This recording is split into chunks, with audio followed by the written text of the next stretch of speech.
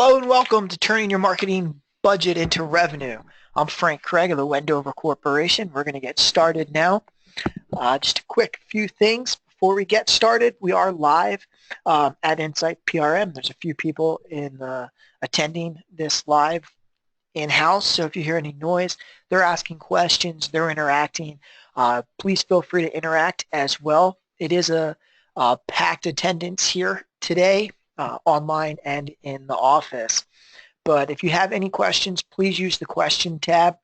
This will be interactive, so your questions and answers are very much appreciated.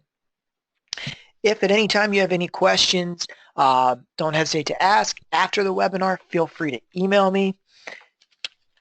If for some reason we do not finish this, the slides will be available through our newsletter as well as on LinkedIn. So let's quickly go over the agenda for today. First of all, we're going to give a quick disclosure. We're going to discuss marketing and sales, challenges, rewards, campaigns, how that leads into onboarding and coaching. More specifically, what's our target audience? How do we approach them? What's our follow-up?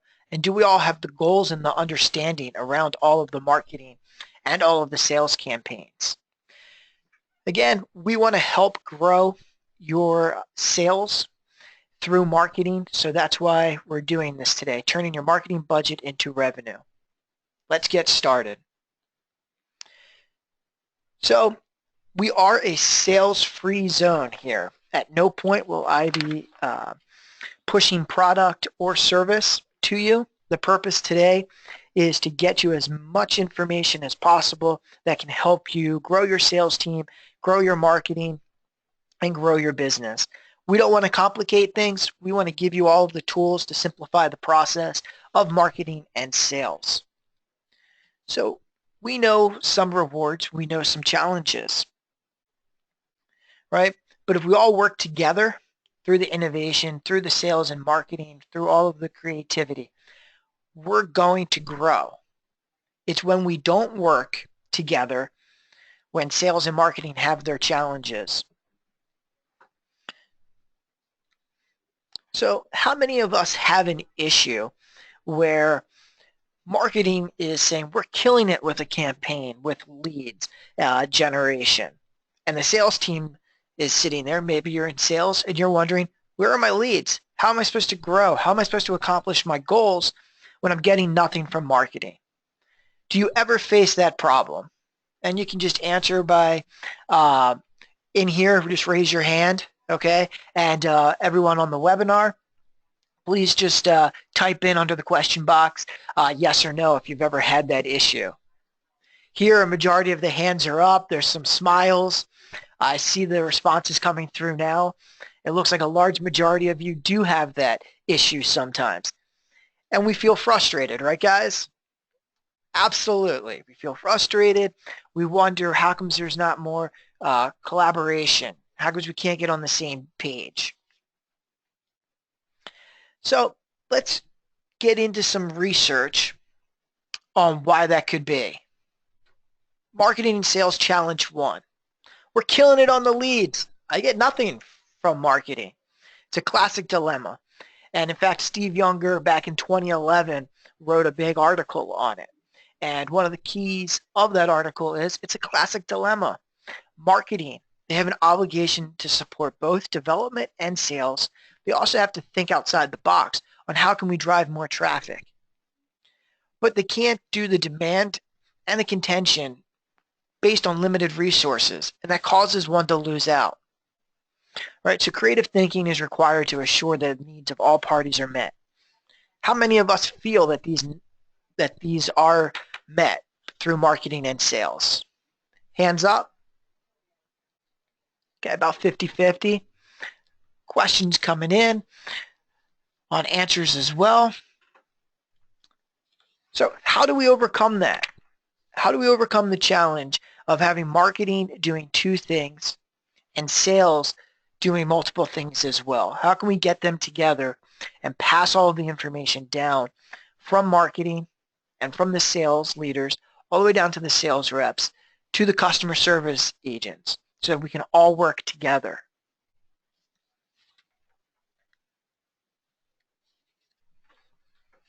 Exactly. We need cooperation through both. We need clear guidelines, clear goals.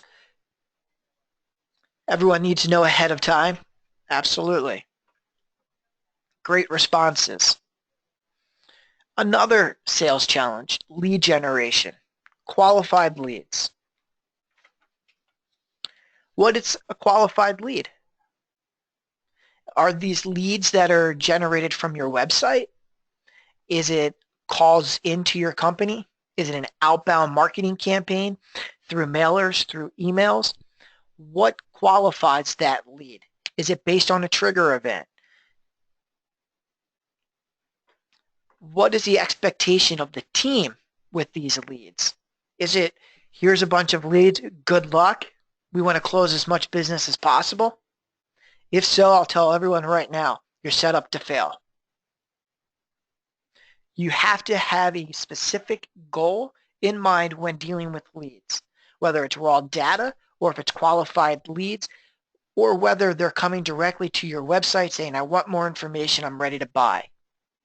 We have to have an understanding of what our game plan is for approaching the lead from start to finish, and then onboarding.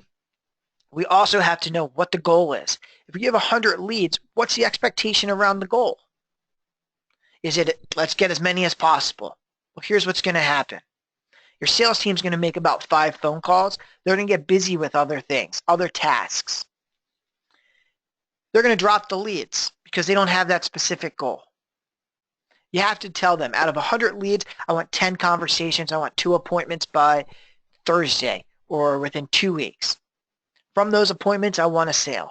I want to drive XYZ revenue.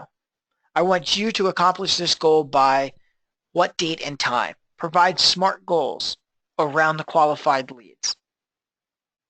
And give them the understanding of where the leads are coming from, what the expectations are, how they can work the leads. Are you connecting with key decision makers? How many of you get a lead and go right to the lead and pick up the phone?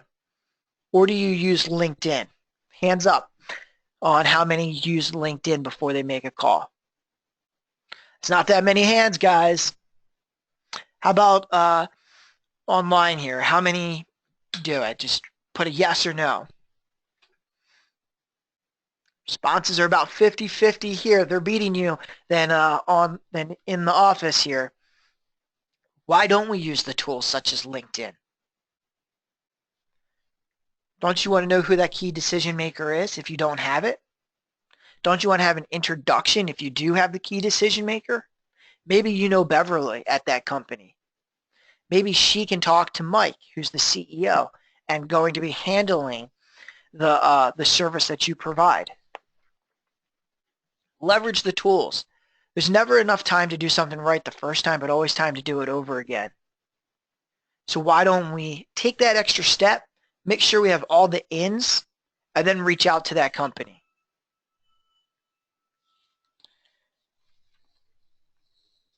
So let's talk about the cooperation between departments. How many of you, raise your hands and submit through the questions, how many of you feel that you have great cooperation between departments, between marketing and between sales? And you can even throw operations into it. We're looking at about 30% in-house here, and the results so far online is about 40. So where's the disconnect? We can be successful, but it's an uphill battle if we work solo. If we work together between departments with a clear vision of why everybody's role is important to the task, you're going to eliminate a lot of time and you're going to increase productivity as well as revenue. Cooperation between departments is key. You have to assist each other. Do you ever wonder what your competition is doing? What their flyers are? Have you ever asked your clients about any mailers that they've gotten? Or listened to the radio? Or done a Google search to see what else is out there? What is keeping you above the competition? How can you get in early? How can you keep your current clients top of mind? And that is key to sales. So one, the reps. How many reps do you have? What are those reps doing? What does their day-to-day operation look like? Are they in charge of prospecting? Are they in charge of follow-up? Are they in charge of account opening, accounts receivable, trainings? What is their job description? Do they have a clear vision of what their goals are? Onboarding. What's the client's goal? What is their expectation from when they purchase from your company? Is it something that's just a one-time sale and you're done with the client? Or is it further than that, where they're going to need your continued customer service? Are they aware of challenges that might come up by using your product or service? Do they know how to solve that problem? Do they have a contact? Are you reachable? Are you sending thank you letters out? Are you sending a thank you email when they come on board? Are you doing 2-week follow-ups? What does your prospecting look like? So right now, I'm going to ask, how do you rate yourself and your company on your onboarding?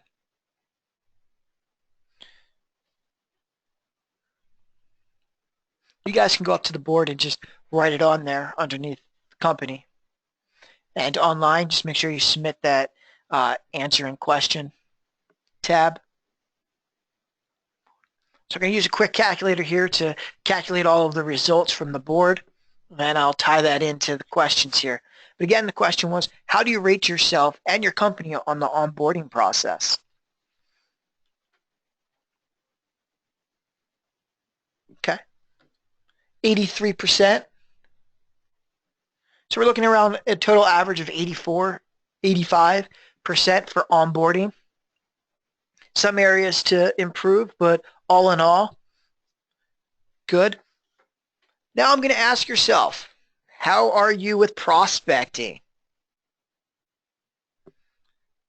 Grade yourself on prospecting.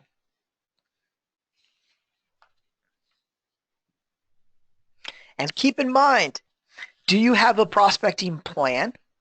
How many touches do you make? What is your sales and marketing plan as well when answering that question for grade yourself on prospecting? Would it, guys, does that shock you, what everyone just wrote on the board? No? Absolutely. Here. So what they wrote on the board, all of them, their average score for prospecting is 39%. 39 out of 100. So, failing grade. Why? Do you have the right people in the seats for prospecting? Do they have a clear vision on what they need to do for prospecting? If they're wearing multiple hats, and we wrote an article on lead waste and recycling leads in the last 2 months, and we discussed this at length about this is a major challenge with top corporations as well as mom and pop shops. Are you overloading your sales team, or they don't have enough time to effectively prospect? There's an article in the newspaper. They had a picture, and it said, "We're closing due to the fact that you never come to us."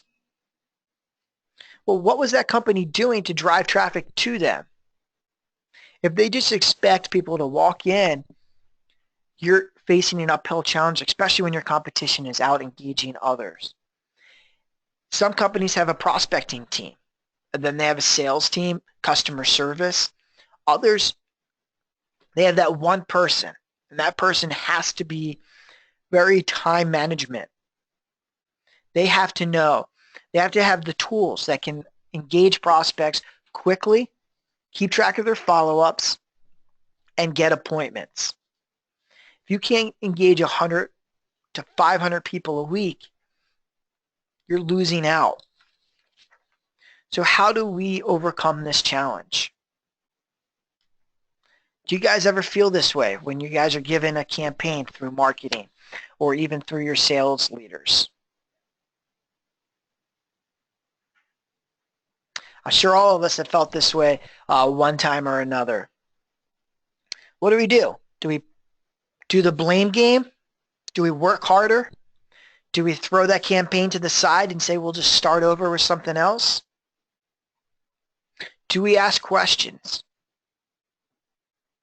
Do we figure out what the issue is and then attack it and continue on with the goal? Lead generation. So when you're struggling with lead generation, you're losing the ability to attract future prospects or clients. Well, we'd all agree with that, right? Is there anyone that does not agree with that? A struggle with lead generation also means that you're losing sales. Of course. This problem could be caused by ineffective measures used to reach and engage your target audience. And that was from a Forbes article by Steve in 2014. So we discussed lead waste in the, as I alluded to, last month in our newsletter and even during our last webinar. But let's discuss it a little more. What else are we doing with lead generation? Are we recycling leads? We were at Neocon a few years ago, and a gentleman was sitting at our booth, and we were right by the cafeteria, so they were using one of our computers stations as a spot to engage one of their prospects. And of course, if you're in my booth, I'm going to talk to you. So I walked up and I asked him if he heard of Insight PRM and the Wendover Corporation. And he's like, leave me alone. I'm busy. Of course, you're in my space. I'm going to continue to talk to you. So I continued to talk to him. He stopped me and said, let me guess, you guys are trying to be like Wendover, right? And I said, we are the Wendover Corporation. And he went on to tell us that he closed these large record deals. And one of the things that he really highlighted to Larry Dillon, our CEO, and myself was that he was buying the leads out of his own pocket. Then the company decided to buy them, and they got spread out. So they would go to Bob, they'd go to Mike, they'd go to Sally, they'd go to a bunch of people. They would disqualify the leads. He'd ask for the disqualified leads, and he'd go on and sell to the disqualified leads. The reps would then come back to him and say, hey, that was my deal. I'm taking the commission. And he's like, no, you're not. You disqualified the lead. Without him going to his boss and saying, I would like those leads that were disqualified, I believe there's potential there, they would have missed out on millions and millions of dollars in sales. How do I know that? Because he told us that. He told us he was able to buy a house in cash based on his commission check off of one deal. And he said that wasn't even his biggest deal. So if you are struggling with lead generation, ask for help. Ask another rep. Ask a customer service rep. Ask your administrative assistant for help. Send out an email with engagement marketing. Have a call to action. Attend webinars like this. Attend coaching sessions like this. We don't want any wasted opportunities. So, having said all of that, what do you think the average B2B organization utilizes leads in a year? What do you think their conversion ratio is out of all of their leads that they generate themselves, they generate through outside sources, customer referrals, reward programs? What do you think the percentage is that actually makes it an appointment or a talk or goes into the sales pipeline? I'm seeing wide answers here. I will throw out 3 options. Do you think it's 90% or above? No? Do you think it's 50% and above? No? Do you think it's under 10%? No? Would it shock you if I told you that our research and other research, it's only 6% of leads generated in a year? That's a lot of wasted opportunity and a lot of wasted dollars. So how do you figure out what your lead waste is? Well, it's overall percentage of wasted leads and effort equals the percentage of ignored prospects and percentage of incorrectly disqualified prospects. Harvard Business Journal, Wharton, Sirius, they all tell you 90% of leads are dropped, mishandled, or disqualified too early. Because during the initial call, they said, we're not interested. Or they said they got their voicemail. They didn't respond to a call to action.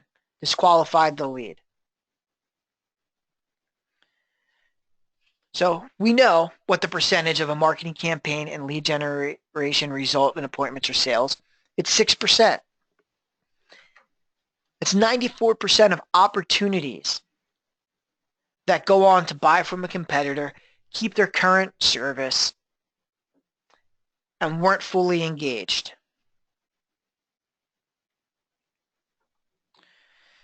Let's stop throwing the money in the trash can, guys and girls. Do we ever feel like, what happened to our campaign? Where did all the leads go? From a marketing standpoint and probably an executive standpoint, that's a question you probably always wonder. You probably are always given kind of the same responses, right? The leads weren't good. We didn't get anything. The contact wasn't right. They're not ready for another 6 months. They're not ready for another 12 months. Well, 79% of all responses are never followed up on. Why? Your kid got sick. You're out attending a mixer or a networking event. You didn't keep track of the follow-up. You had it on a piece of paper. You lost the business card. You're unable to reconnect with them. 70% of the leads that are contacted or rejected as unqualified for one or over 50 reasons, such as call me Thursday, not interested, you need to speak to so-and-so, and so on and so on and so on. We tested this a few years ago. Larry Dillon was speaking at an IT conference, and before the conference, we sent out a lead to give us a call. We set up a different line so that it would answer and we could keep track of everything. First day, we're interested in purchasing IT and telecom services. We have a budget of XYZ. First day, so we send this out to about 250 people that were attending the event. First day, we probably got about 20, 30 phone calls, a few emails. Our receptionist answered the phone. Yes, I'm sorry, you just missed Larry. He's really interested in speaking with you. If you call back on Thursday at 2 o'clock, he'll be waiting for your call. So again, there's 20 people that called. We had a few emails, 30 people total out of the 200. And we fed them a lead that said, hey, call us. We're ready to buy. We have all the information. Thursday comes. How many people called, do you think? More than 10? All 30? 15? 5. 5 people called. Receptionist answers the phone. You just missed Larry. He was really looking for your call, but he had to go to this meeting. If you call back tomorrow at 10 a.m., he's here, and I'll make sure he's right by the phone. You know how many people called tomorrow at 10 a.m.? 1. You know what we did? You just missed him. He's coming back in 15 minutes. If you give him a call later this afternoon, you'll get him. Nobody called again. We're at the conference. Larry asks the question. When we circled back through all 200 people, we asked them, so how many people reached out? All hands go up, right? All 200. Asked them, all the way through the sales cycle. How many times did you reach out? Oh, we reached out 7 times. We reached out 10 times. We're still reaching out.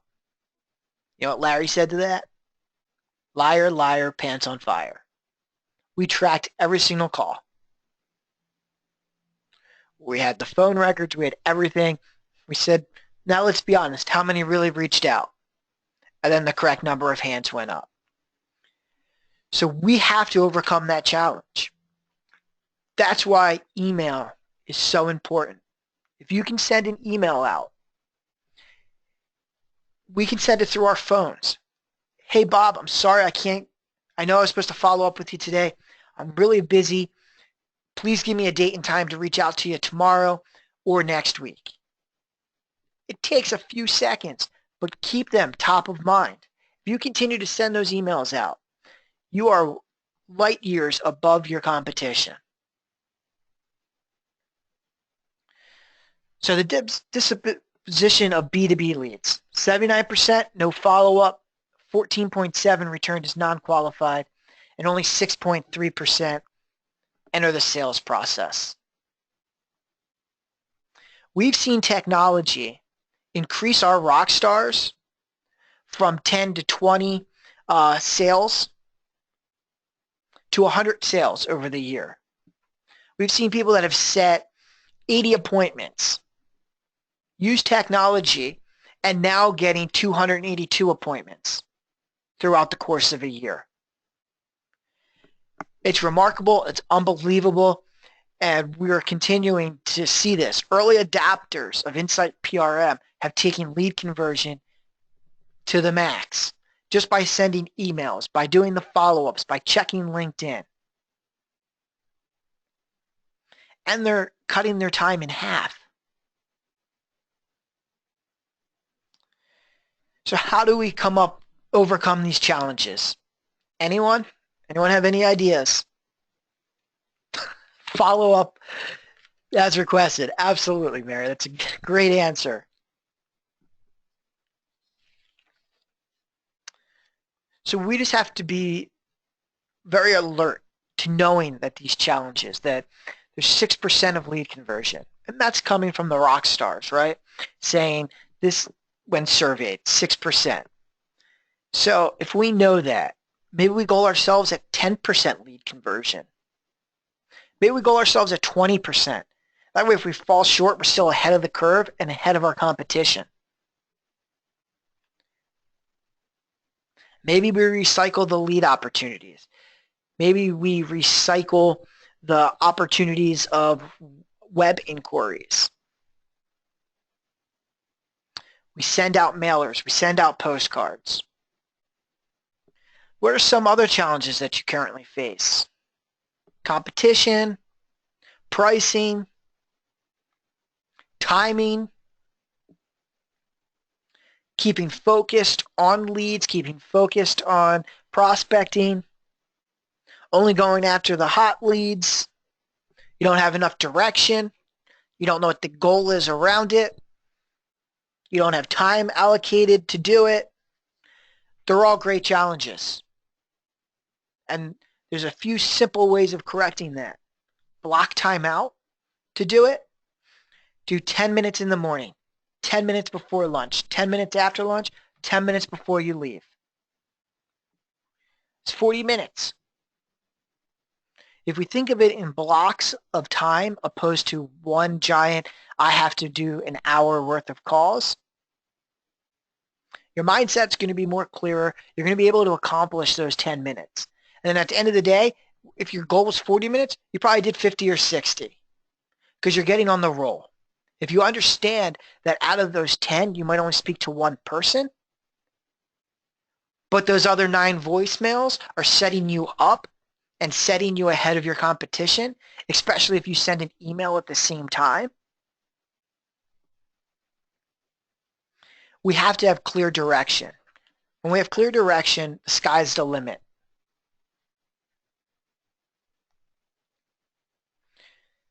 So time. It takes 13 attempts to get a decision maker on the phone. While 83% of sales reps surveyed said that they make a maximum of 2 attempts. Anyone see a problem with this? Lots of hands, absolutely. 14% or less will actually close within the same quarter. So it's 86% of all of the leads are not going to close in 3 months. And we're only making 2 attempts. Think about it when you go online and you request information on a new car. You get an immediate phone call, you get an immediate email. Then what happens?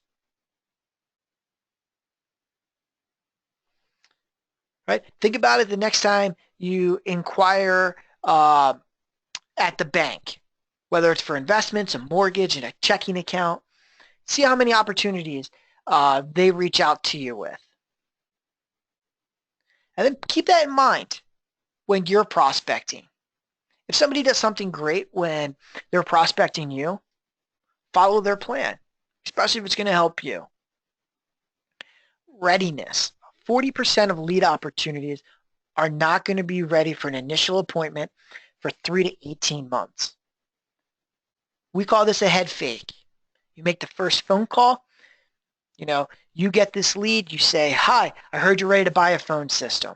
They say, "No, I'm not." Where do you go from there? Usually it's, "Oh, well, thank you for your time." Or they're going to say, "Please take me off your list," right? We need to go in there knowing these people might not be ready right now. So let's not ask for their business on the first phone call. Let's set up a meeting with them. Let's discuss their company's growth plan. Let's discuss their needs. And then we can uncover or we can bring them to realize that our service is going to save them money, is going to help them in the long run, and that's how we get the sales, and that's how we continue our follow-up. It's all about commitment and readiness and time. So 63% of sales professionals spend no more than 20% of their time on lead development. That's from Serious Decisions.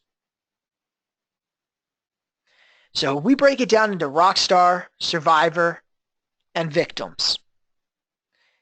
Rock stars are rare. They're far and few between. They're going to uncover every opportunity until, the new phone system's coming in or the new office furniture, the movers there moving them, the loan signed, the banners being put up at the building. They're going to follow through until they know with 150% certainty that the lead's dead. 63% of us are not going to do that because we're only spending 20% on lead development. And that's okay. If we're spending 20% of our time on lead development and nurturing, that's fine. But we have to have a follow-up plan. We have to have the right tools. We have to have engagement marketing. We have to have everything in stages to outline what we're doing, when we're doing it, and what those results are going to look like.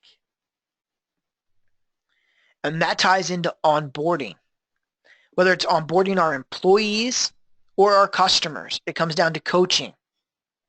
I put them together, onboarding and coaching, because you do it with your employees and you do it with your prospects and with your clients.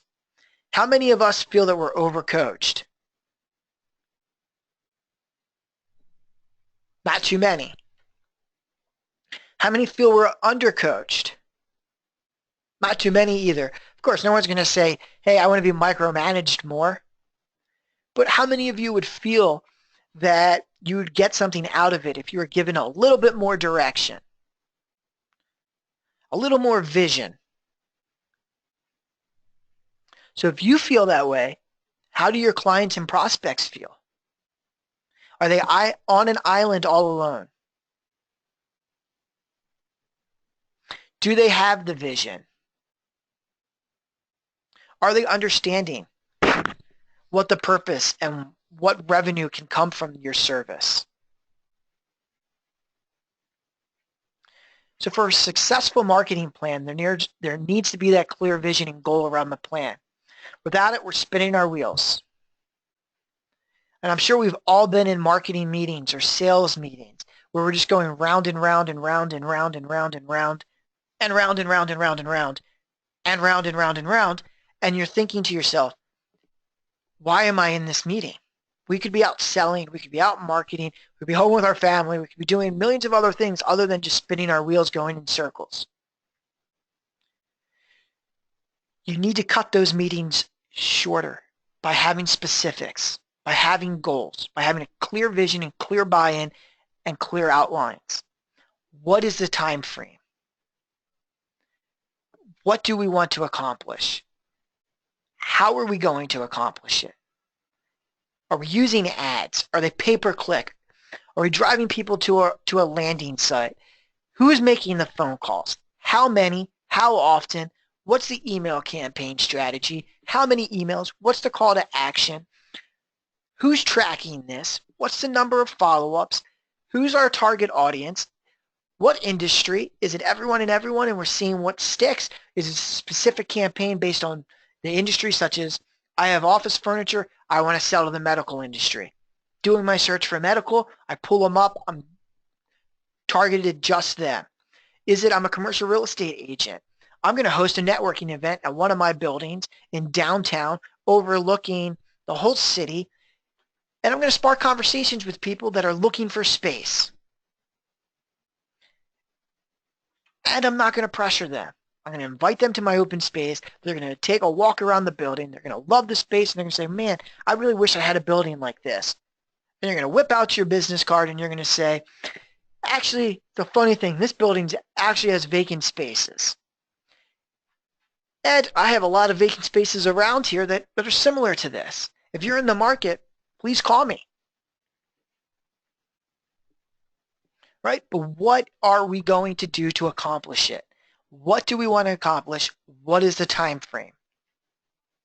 If we have the who, the what, the how down, we're going to be successful. If we don't, we're going to be spinning our wheels. We're going to have a 550 horsepower engine with nitrous, standing at the light, and a little Kia is going to blow by us with 180 horsepower because we didn't take care of everything else with the car.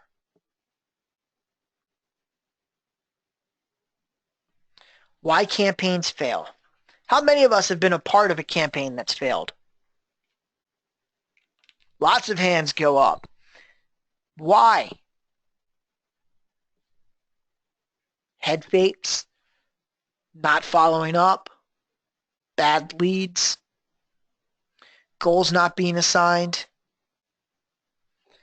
So we have the wrong target audience. Goals aren't being assigned. We don't have a direction. Leads are dropped, mishandled, misinformation. Lack of buy-in. Is everyone on your bus? Does everyone have the direction to succeed? A lot of times, direction's not given. Marketing and sales have a meeting. The leader of sales goes to their team, tells the VP or the manager. Manager then goes in and says, hey guys, we have a goal. We have a new campaign going. Reach out to everyone and everyone, let's close business. There's no direction there. There's no vision. We have to sit down and say, listen guys, we're going to do this and here's why. Based on this campaign, this is what we hope to get, what this means to your commission plan, what this means to your bonus, what this means to the company. This is where we want to go.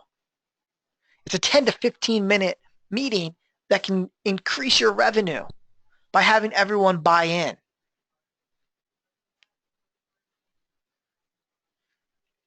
So I was in a class and our professor told us, no matter the program, whether it's rewards points, new client, whatever it is, the number one key to a successful campaign is what?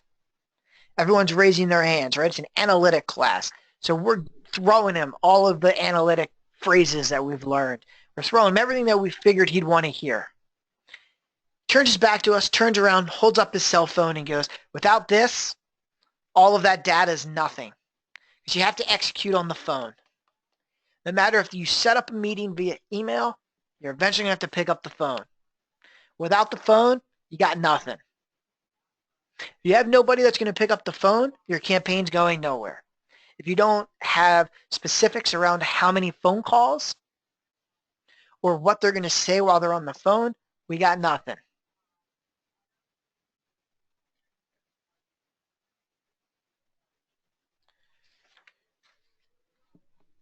where's your budget going? So we've talked a lot about lead waste, recycling leads. We've talked about challenges with the marketing, with the sales, what the directions are, where the goals are coming from. Right? What if I told you that 79% of all businesses have less than 5 employees? Only 1.9% of all businesses have more than 100 employees. Does that change your marketing campaign? Will that save you marketing dollars? It should. So if 79% of all businesses have less than 5 employees, are they growing companies?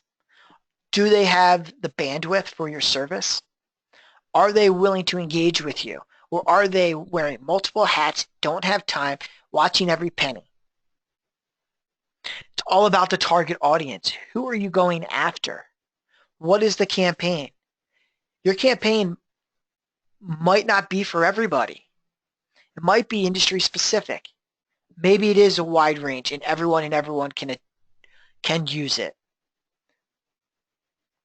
But if you're marketing to 79% of the wrong businesses, that's eating at your bottom line.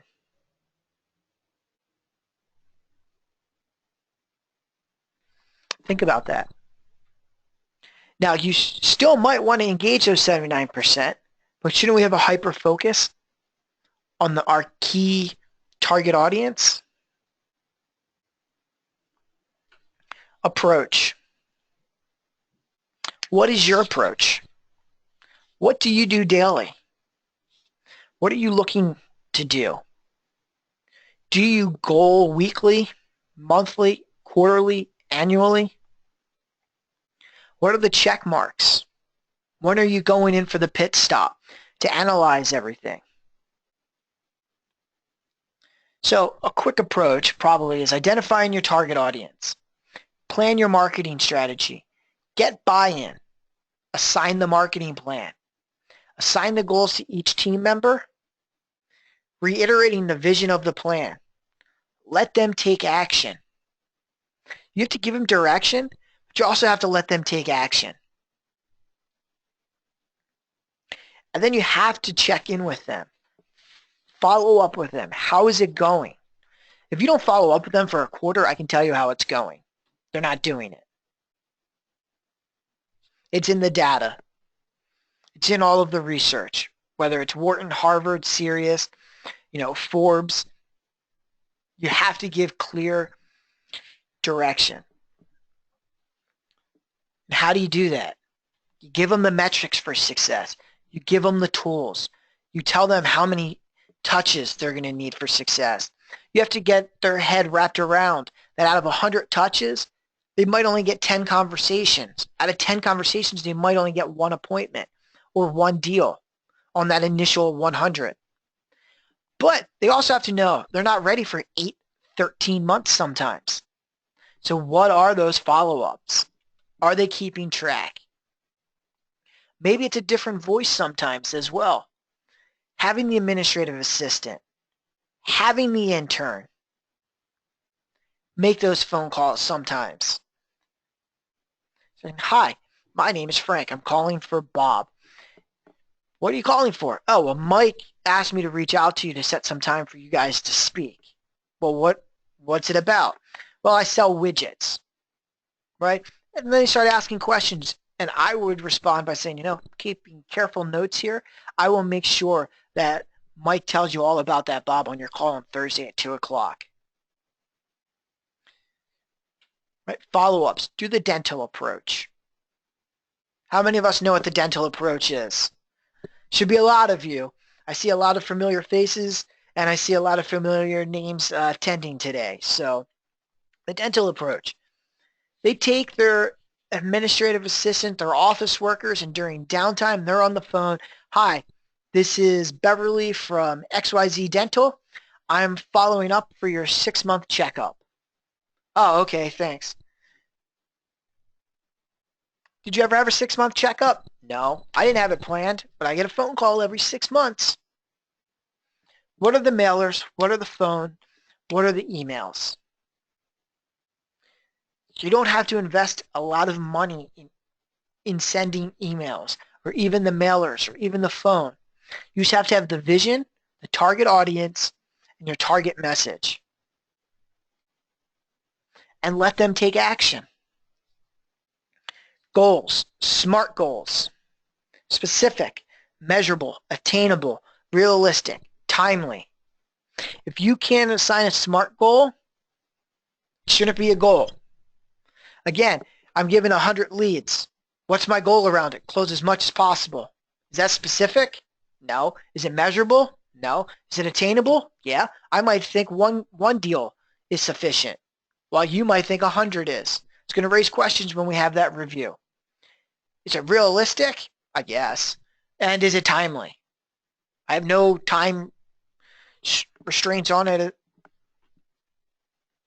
Challenge your top performers. Just because they're top performers don't mean they don't want to exceed what they're already doing. Keep them engaged. Ask them for feedback. Recycle the other leads that the people have disqualified. Give them to your top performer. Assign them other tasks. Ask them what their career path is. Keep them engaged. Show results. Highlight early adapter success. Everyone here can see the big board behind us that we have the early adapters with using our technology. They can see those results. They can see our stage 2 early adapters, stage 3, stage 4, all the way up to today. We have that for 2 reasons. One, so all the sales reps here know what those are and keeps their head in the game, but also for all of our prospects so that we can tell them, listen, I understand, based on these metrics. So if you're selling widgets or you're selling phone systems, you can have a conversation with them and say, a company was just like yours. We offered them XYZ phone, and within 6 months, this is what it did to their production.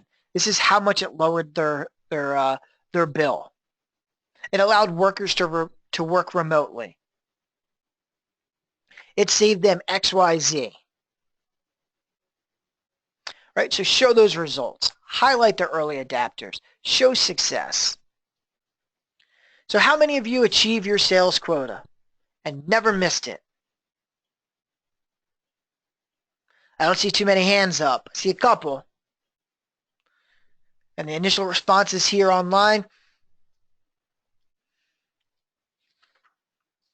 So do you think it's 70% of people miss their sales quota? Think it's 50? Think it's 25? 10? What if I told you 50% of all salespeople miss their quota? And that's a conservative number. It can be as high as 70%. So what does that mean? Does it mean we have the wrong people? Does it mean that we have the wrong tools? Does it mean we're overwhelmed and we're only searching for the hot leads or the hot follow-ups or the satisfaction of the deal today? And what about business development and lead conversion? What do you think those stats are? 10, 20, 50, 100? Failing grade. Remember earlier we talked about this. We had you guys come up to the board, write down those numbers. We had you submit it through the question. Only failing grade. Average score is 35. Ours was 34, right? Isn't that what we came up with on the board? Yeah. We've seen scores of 10%, 20, as high as 50%. And everyone's proud of those numbers. So one CEO told our CEO when we were walking down the hallways together, he said, I'm going to ask the team. Larry said, I'm going to ask the team to grade themselves on lead conversion, appointment setting, and prospecting.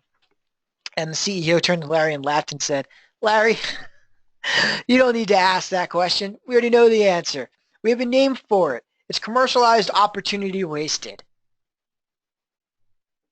CEO of a billion-dollar company, shrugging it off, laughing, saying, you don't need to ask that question. We already know it's terrible.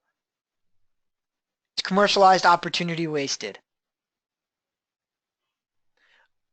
Imagine if we seized on some of those opportunities. What's 1% more to your bottom line? What's 2%? Imagine another 10%.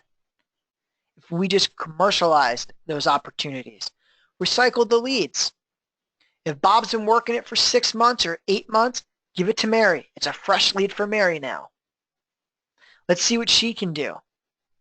Every company has success stories of sales reps that engage somebody for a year, 2 years. They said they'll never buy. But timing changes a lot of things.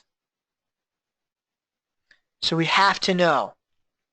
We have to analyze and say, what would 1% more be to our bottom line if we converted 1% more of our prospect opportunities? So why is it a failing grade? Time, wrong audience, lack of guidance.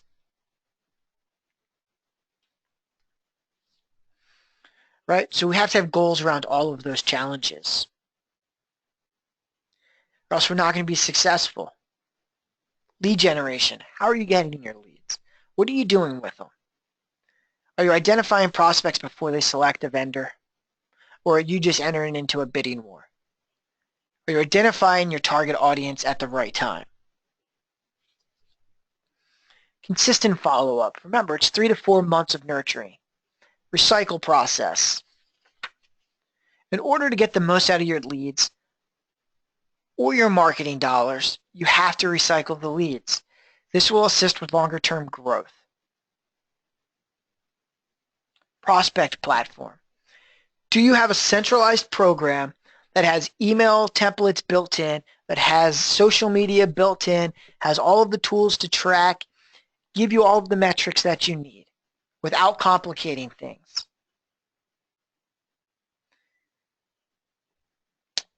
Do you have the right coaches? Do you have the right mentors?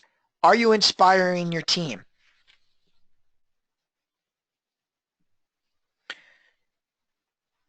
If we're not coaching our prospects, if we're not coaching our team, if we're not mentoring, if we're not buying into the development of our prospects, of our clients, and of our team, how can we inspire them? If we can't inspire them, how are they going to effectively sell? How are they effectively going to think of new ideas to help marketing? So I know we're coming close here, so I'm going to end with just a quick review of how we can increase the marketing budget. First, we have to ask for it, right? We have to outline a game plan of if we buy X, it's going to give us Y. What gets us our money back? What puts money in our pocket? How do we get there with goals? Is there going to be any lead generation based on this campaign?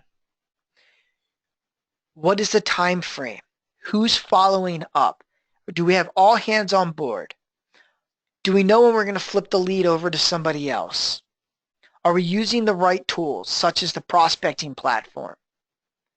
Do we have the right coaches? Do we have the right teammates? Do we have the right mentors? And are we ready to inspire?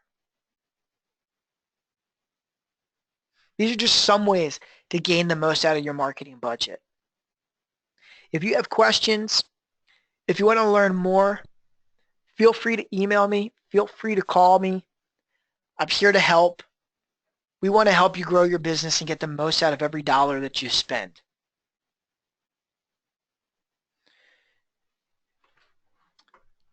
Thank you guys very much for attending.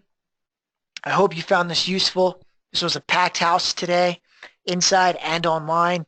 I'm sorry I couldn't get to your questions. There's a lot of questions that were asked. There's a lot of questions that are here. I will answer all the questions in-house here. For everyone that submitted their questions, I will send you an email with all of those answers to your questions. Remember, it's little things that are going to go a long way to turning your marketing budget into revenue. We just have to have the clear vision and the follow-up and the goals to do it. If we have all the tools, we're going to be successful.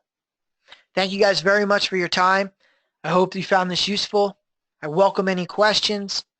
Enjoy the rest of your day, and happy selling and happy marketing.